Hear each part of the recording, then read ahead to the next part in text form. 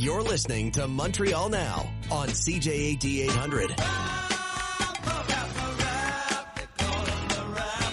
That is James MENNIE over at the Montreal Gazette. So, Jim, I just wanted to start off by telling you, asking you to tell me what you thought of Denis Coderre showing up in the public gallery today at the National Assembly. Hey, listen, you know what? We can have fun with this.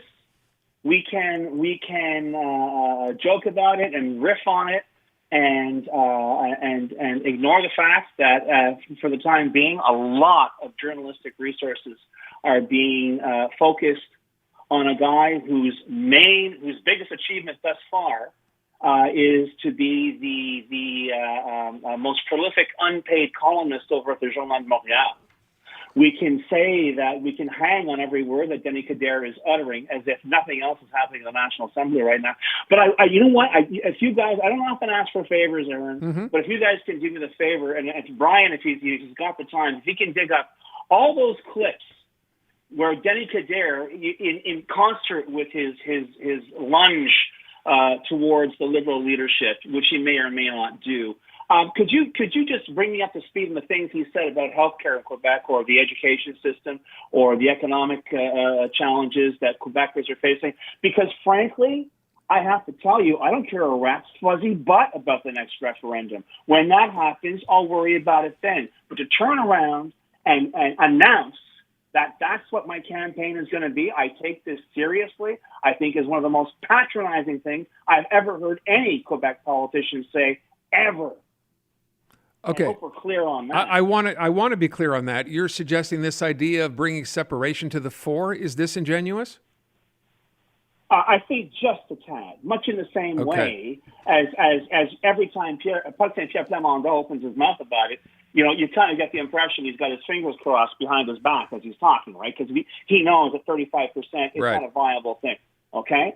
So if the idea here is this is a very clever, deep game that Denis Coderre is playing that is going to dredge up all those Liberal supporters who abandoned the party and come rallying to his standard.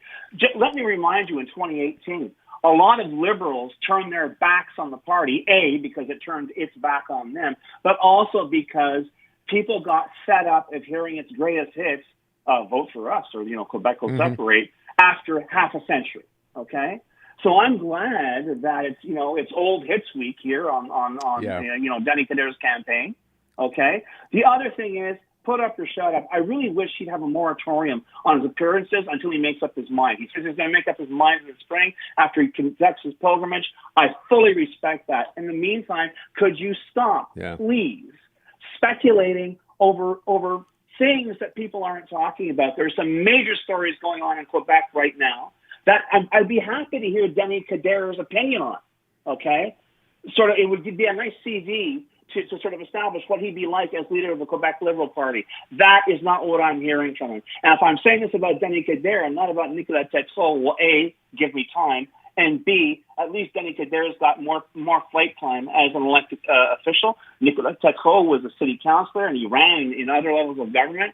But give me a break here, because moment donné, and I think, and let me be fair here as well, I think there are a lot of assignmenters who should be spoken to by their bosses saying, you know what, it's fine, cover Denis Coderre, but really, we got a lot of news to cover here as well, and a lot of our customers need information they need to know. What Denis Coderre is going to do about the possibility of a third referendum, I think at this point is extremely theoretical. It is, as far as I'm concerned, the equivalent of going up to somebody, getting an interview and saying, what's your favorite color?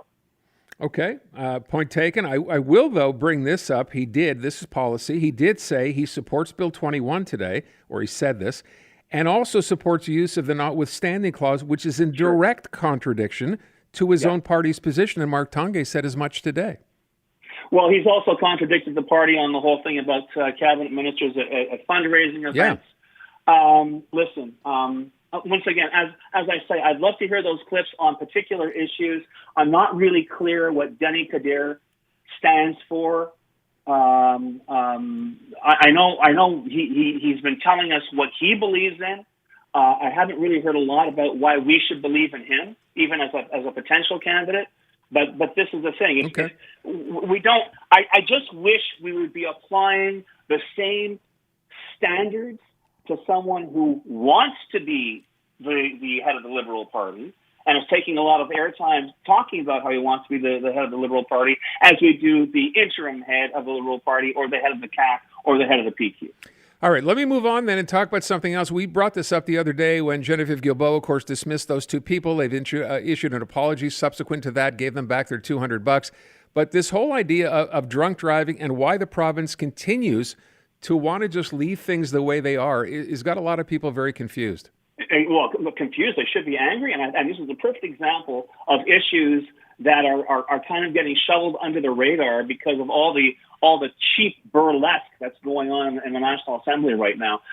For decades, literally decades, there has been a movement in Quebec to bring this province in line with the rest of the country, with the idea that, yes, okay, the federal criminal definition of drunk driving is having a blood alcohol count of 0.08. However, every jurisdiction except Quebec has dropped it to at least 0.05 because it has proven to be a massive increase in prevention, reduction in accidents, in collisions, fatalities, okay? There seems to be here a very powerful lobby saying, no. Some people are saying, well, it's the restaurant industry, it's this, it's that, it's whatever. Some people are just shrugging and saying it's part of our distinct character, our joie de vivre. It is absolutely indefensible.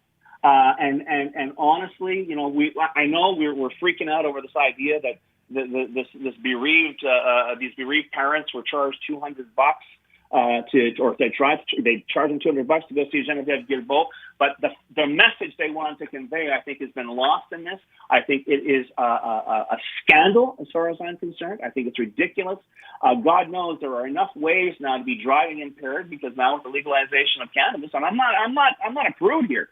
But all I'm saying is we've opened the door to other forms of impairment. At least can we close it somewhat to make sure that we're doing our best to keep people safe on the roads. I don't think 0.05 is that big a deal. It might be the difference between one drink or half a drink, but come in. It's something that is long overdue. The fact that it's not happening is absolutely indefensible, and I think it's not getting anywhere near the attention it deserves in terms of an issue facing Quebecers right now. Yeah, and you wonder then, based on that, and I'm sure most people try to understand why this is happening too, why doesn't this come up in the National Assembly for discussion?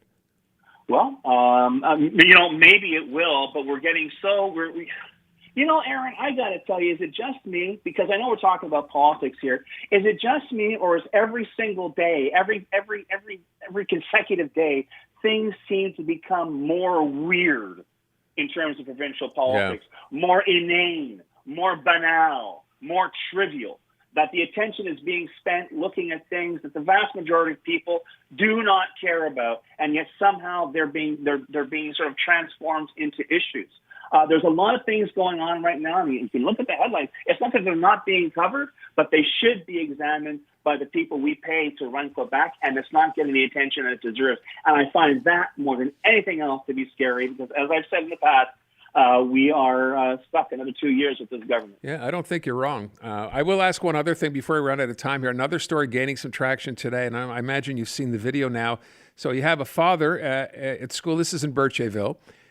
Whose son has been bullied at school, and he decides to take matters into his own hands, shows up at the school, has this kid, 13-year-old kid, up against the wall. Yeah. Now, he doesn't hit him, but he's threatening him, no question. He ends up throwing him on the ground in the snow. Yeah. And, of course, he's been arrested because you can't do that kind of stuff. But I see Bernard Dranville today saying he wants an explanation here, like what's going on. So what is going on here? He wants to know what's going on, and we're seeing since that incident, we're seeing other instances of bullying at that particular school. I don't know if a lot of our listeners have seen that video. If you do, they've pixeled out a lot of faces and for the obvious reasons. But listen to that guy's voice. And tell me if that guy wasn't for real. Tell me if that guy had not been pushed around the bend with the bullying of his kid. And it's interesting to know because you're hearing this. I mean, once again, anecdotally, it's all online. But a lot of people are saying, what he did was wrong. But I completely if it had been my kid, would I have done something different? I'm not entirely sure. And this is the issue. There's supposed to be an anti-bullying program in place in every school in Quebec, and clearly in this particular instance, there wasn't. And I got to tell you, I read what Granville had to say about this today, and I agree with him completely. And I'm not a fan, but honestly, he was sounding more like an education minister today, I think, than he has since he got the job. Yeah, I just wonder. So, I mean, you see this, you feel bad, obviously, for a dad to have reached that point where he feels this is what he has to do for his son. But where's anybody from the school? Exactly. There's no one in this video, no adult at all. And I mean, it could have gotten a lot worse. But your point is excellent, and it's there. It's glaring because on the one hand, they're saying, well, bullying, we can't do anything about it. Here is an adult. Let's just look at the video. Let's look at the tape, folks. Here's an adult getting up in the face of a 13-year-old kid and throwing him on the ground. Where is anybody who is supposedly in care and control of these kids from the time they enter school to the time they leave? Well, we will see what happens. This story, obviously, as I said, gaining traction now, and I'm sure it's not even close to being over. Jim, thanks so much. Appreciate it. Good man.